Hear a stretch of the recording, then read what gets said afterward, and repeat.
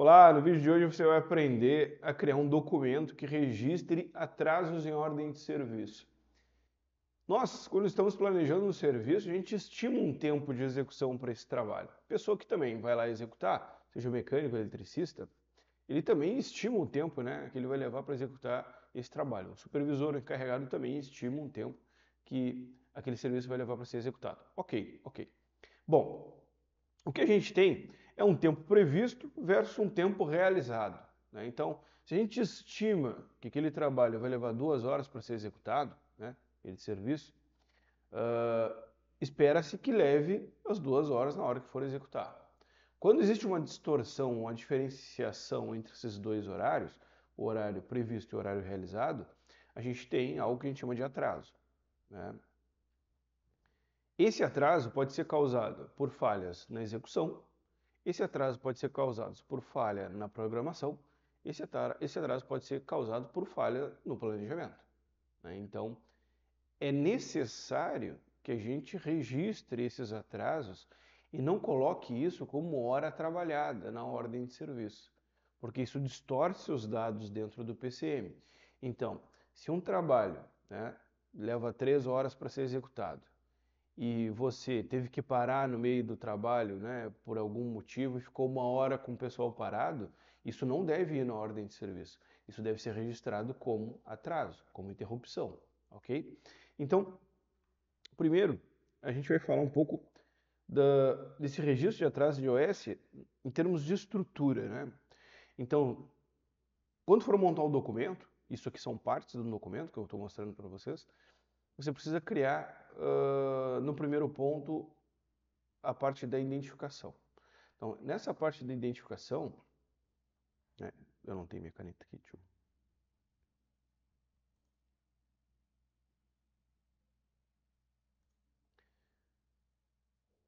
eu... Quais são as informações que tem que ter, né? As informações da própria ordem de serviço.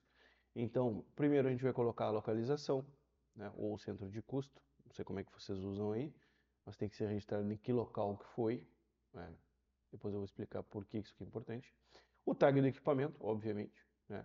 Qual é o tag dele, a identificação do equipamento. O número da ordem de serviço, é extremamente importante. A data de execução e a descrição do serviço. A descrição do serviço normalmente vai ser a tarefa, né? Ou o serviço, né? Então, não precisa descrever tudo exatamente, isso é aquilo. Não, só o nome da tarefa ali, que normalmente essa tarefa ela tem um código, né, dentro do CMMS. Feito a parte da informação, o teu documento ele tem que ter também os dados para cadastrar os executantes, né? Então, quem são os executantes, né, que estavam executando o serviço, os técnicos, executores, que a gente chama, né? Qual equipe eles estão alocados. Então, às vezes tem um executante que tem várias equipes de mecânica, várias equipes de caldeiraria, várias equipes de elétrica. Então, saber em qual equipe ele estava, já dá para a gente saber também quem é o encarregado, quem é o supervisor dele. E a assinatura. Bom, depois a gente vem para registro de motivos de atraso, tá? Esse registro de motivos de atraso vai ter um tag, ele tem um código, porque o código forma o banco de dados. Então, eu vou mostrar mais adiante, né, o que é essa codificação. Depois que tu coloca o código do motivo de atraso, né, tem que descrever o motivo, que é o nome do código, né? Então, a relação entre um e outro. O tipo de manutenção, o tipo de atraso, né, o tempo de atraso e observações adicionais, se tu quiser colocar. Depois a assinatura, né, função, assinatura, nome, função e assinatura do responsável pela ordem de serviço. Pode ser um mecânico, pode ser um eletricista, pode ser um encarregado do seu supervisor, meio que tanto faz. Bom, aqui a gente entra numa lista de motivos de atraso, tá? Essa lista a gente montou, sei lá, montei acho que faz uns 3 meses atrás, e ela devia anexa, né, a esse documento, para o cara quando for preencher, ele identificar os motivos de atraso, ele não tem que memorizar isso, né? Obviamente, se tiver que memorizar, ele não vai conseguir. Então a gente tem aqui 19 motivos de atraso. O primeiro é equipamento não liberado pela operação. Quando isso acontece, isso aqui é falha de programação, tá? porque a programação é que tem que tirar todos os tipos de empecilhos do caminho, seja falta de recurso no sentido de guindaste, caminhão MOOC, plataforma e, obviamente, a liberação do equipamento. Quem negocia a liberação do equipamento é a programação. Segundo, aguardando liberação de permissão de trabalho, dono de área. Então é importante também que você... existe um tempo pré-determinado para a liberação de documentação. Isso a gente considera no planejamento, e se você não considera, deveria considerar, né, que é um tempo inerente à atividade. Então não tem como fugir, nesse tempo tem que ter. Ele é um tempo, não dá para dizer que é produtivo, mas ele é um tempo necessário. É meia hora, é uma hora, eu não sei quanto leva na tua empresa. Mas quando começa a ultrapassar muito um teto, a gente precisa registrar para saber qual é o impacto disso, né, em termos financeiros. Não para eliminar, porque tu tem que ter documentação, a ideia não é eliminar a documentação, mas para talvez pensar em otimizar, né, fazer uma coisa mais otimizada. E em muitos casos acontece em algumas empresas que a operação demora a ir liberar a documentação, né? Quando é a operação que faz essa liberação, né? E quando isso demora demais, obviamente acaba prejudicando o tempo de execução, acaba prejudicando o tempo programado de máquina parada. Então, na programação acertei com a operação que eu ia ficar com o equipamento X ou 2 horas, só que só o cara para me liberar o documento levou meia hora. Eu já perdi meia hora do meu trabalho, então já estou com essa máquina parada sem estar fazendo serviço nenhum. Então, antecipar as liberações de documentação é uma coisa importante. O terceiro motivo é trem obstruindo o caminho seguro. Isso aqui é específico, né, onde eu trabalho, eu não vou entrar em detalhes. Mas às vezes pode ter uma coisa que pode atrasar, né, tomar tempo do teu pessoal, que é uma coisa específica da tua planta, né? Então tu pode colocar. Falta de ferramenta para manutenção, né? Faltou uma ferramenta, né, uma ferramenta especial, específica, isso gerou atraso. Local com pó excessivo em suspensão, área classificada. Então, às vezes, pode ter algo que no teu ambiente impeça que o trabalho seja realizado, né? Atmosferas explosivas é um exemplo, pós-suspensão é outro exemplo, etc. Falta de acesso, aguardando montagem de andaime. Então, muitas vezes acontece de ser programado um serviço e não ter sido planejado o acesso para realizar aquele serviço, e a gente acaba não conseguindo executar. Retirada de materiais da ferramentaria almoxarifada. Então, existe um problema, que é o tempo logístico dentro da execução da ordem de serviço. O tempo logístico é todo o tempo que leva para mobilizar e desmobilizar e para se deslocar em frente de trabalho, né? Então, em teoria, nós deveríamos ter uma mobilização para frente de trabalho. Então, estamos nos deslocando para frente de trabalho com material, com ferramenta e indo para frente de trabalho, e acabamos o trabalho e ter outra desmobilização. Então, eu vou uma vez para frente de trabalho e volto uma vez para frente de trabalho. Não é isso que acontece. Deveria ser assim, mas não é isso que acontece. Na grande maioria das vezes, acontece que o cara vai para frente de trabalho, aí ele esquece uma ferramenta, ele volta na frente de trabalho, aí ele esquece não sei o que, ele vai para frente de trabalho, e ele fica nessa vai e volta, vai e volta, vai e volta. E tudo isso é tempo improdutivo, né? É tempo logístico que a gente chama, e tempo que ele está se deslocando, ele não está executando a tarefa para a qual ele foi designado, né? Então, aqui, isso é um motivo de atraso e pode ser registrado. Sem liberação para utilizar o caminhão MOOC PTA, então faltou recurso, né? Recurso que precisa ser organizado pela programação, não tinha, né? Então pode ser registrado, é um motivo de atraso também. Tempo severo é um motivo de atraso, né? Fatores climáticos, chuva, granizo, vento forte, etc. Se tu tem um trabalho à altura, o vento está a mais de 42 km por hora, não pode fazer trabalho à altura, né? É o que diz a norma. Não só o vento, a rajada também.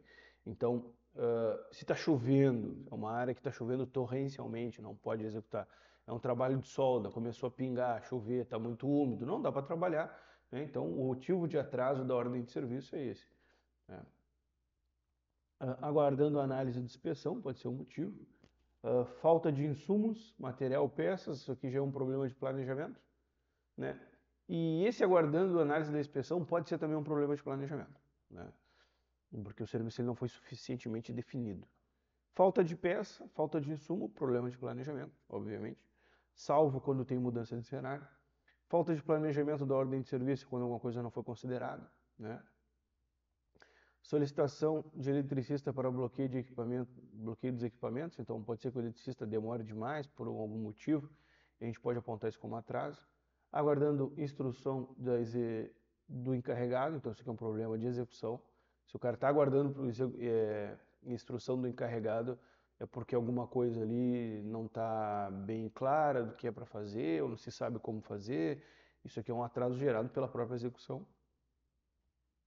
Mudança de cenário, né? Aumento do serviço, então às vezes o escopo aumenta, mesmo que tenha um bom planejamento, dependendo do tempo, né? Eu vou fazer um vídeo explicando isso.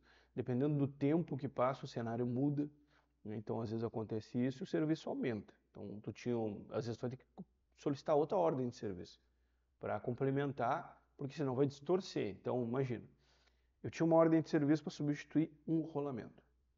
Aí quando eu fui lá em campo, eu descobri que tem que trocar também o mancal, né? Vai de empresa para empresa, né? Então algumas empresas vão botar que tu trocou mais material ali e tá tudo certo, né? Ou não vão registrar isso, mas o correto seria tu adicionar mais uma tarefa dentro da tua ordem, mesmo que seja de forma forçada, né? Então tu escreve na ordem de serviço o que aconteceu, depois lá no planejamento o pessoal corrige na hora de lançar. Por quê? Porque tu tem que tentar que o teu documento físico da ordem de serviço represente exatamente o que aconteceu em campo. Isso é uma coisa extremamente importante. Falta de aprovisionamento, então faltou material. Provisionar é preparar o material, né? Então, é tarefa do planejamento preparar o material para executar o serviço. Se a execução tem que preparar o material, está perdendo dinheiro, já não é um trabalho planejado, né? Ou completamente planejado, eu diria, né? Então, o material ele tem que estar preparado e aprovisionado pelo PCM. Aguardando a área, né, análise de risco operacional, APR, análise preliminar de risco. Às vezes falta documentação de segurança, o pessoal fica aguardando, isso tem que ser registrado como atraso.